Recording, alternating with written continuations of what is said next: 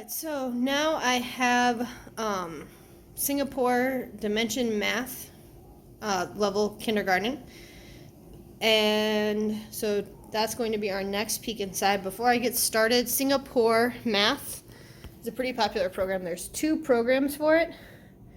Dimensions Math is their newer program, but they also have primary mathematics, which is the normal math that when people talk about Singapore, they're usually talking about primary mathematics. And primary mathematics is then further broken down into 3 versions: US edition, Common Core edition, and Standards edition. I believe Standards edition is based off of California standards before Common Core. Alright, so the one that I have though is Dimensions Math. So it's broken down into Kindergarten A and Kindergarten B. So each one should take you about half the year. And in each one you have the teacher's guide, the textbook, and the workbook. So I will start doing the table of contents for each one, and then I'll kind of go through. This is a mastery approach. So it'll start with matching, sorting, and classifying, numbers to 5, numbers to 10. So you'll go through 6 chapters for the first part. And then on the second part of the year,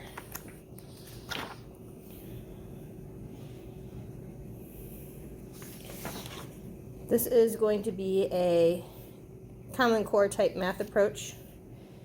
I don't think they follow Common Core exactly, but it is going to be very, very similar.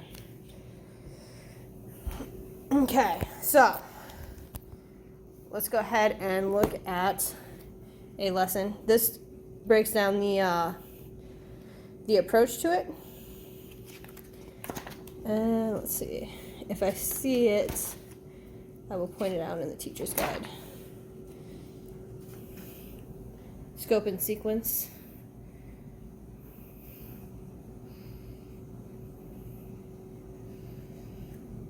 You can pause the video if you want to read it in more depth, but to try and keep the video from going too long, I'm just going to quickly scan the pages.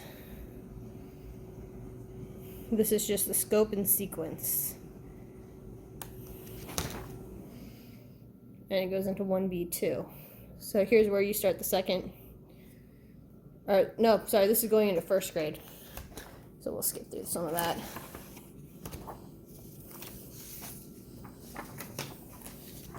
I started doing this with my daughter as kind of a gap between kindergarten and first grade because she was finishing up first grade so quickly.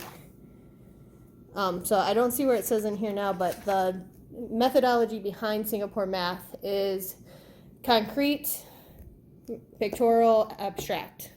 So when they introduce something first, they're going to introduce it with manipulatives and having the physical objects right in front of the child.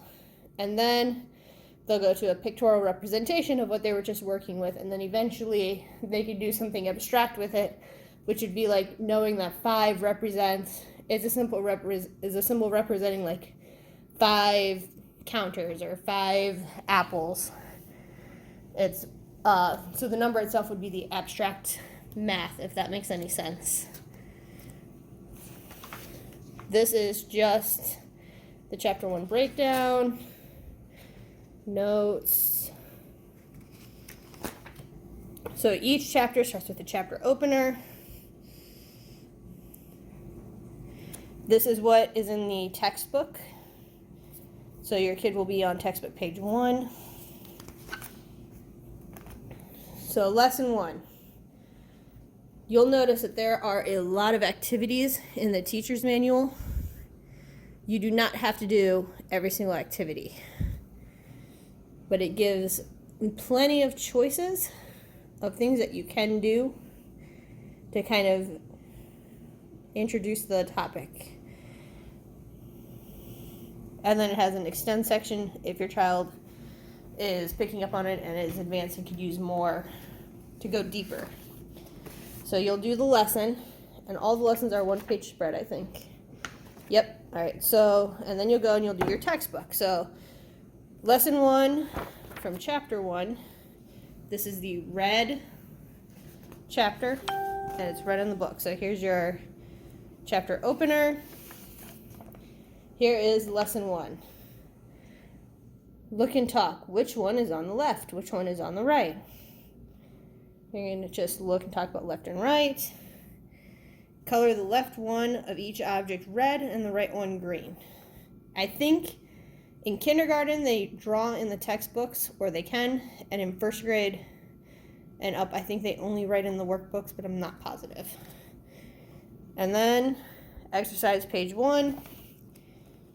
Again, color-coded. This is the red chapter. You can see it's all color-coded to go with the chapter.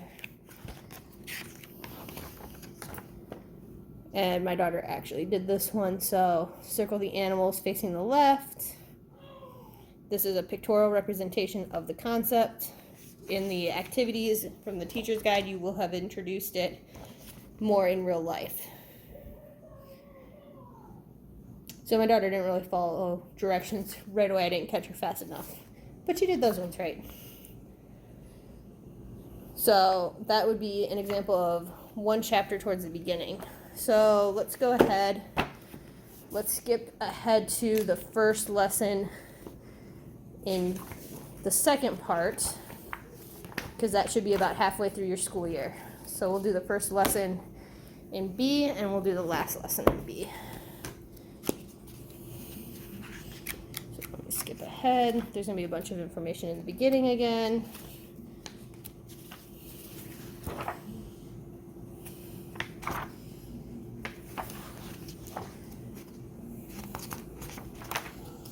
All right.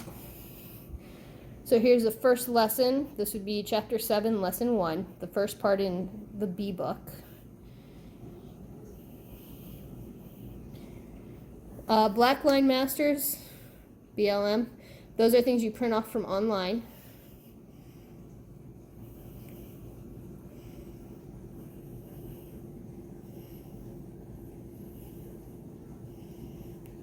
This is also, it could be used for a classroom, so you have small group activities.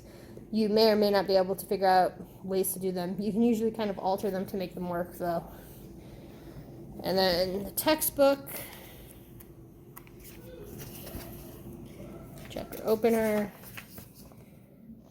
You see the colors match up. Circle the groups that have 10.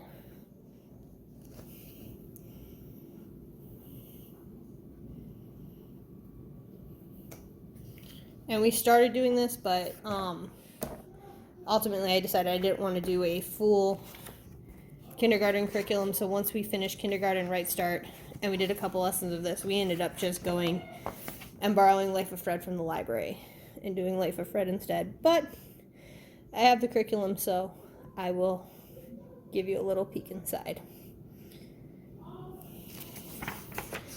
And all this is still kind of pictorial representations. They really don't do a whole lot of the abstract stuff in kindergarten.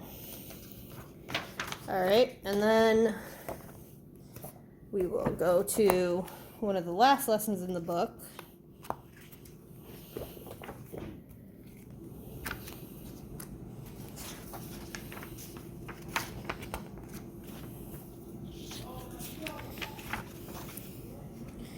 Here we'll do lesson 4 of the last chapter.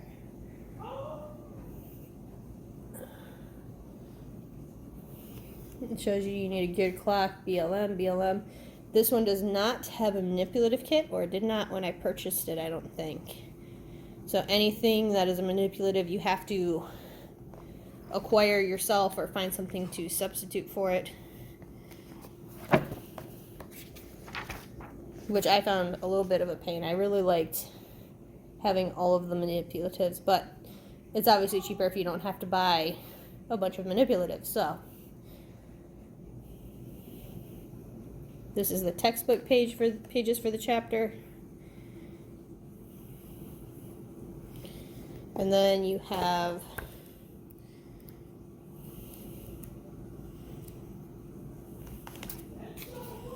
actually, I may have gone, this might be one chapter shy of the end of the book.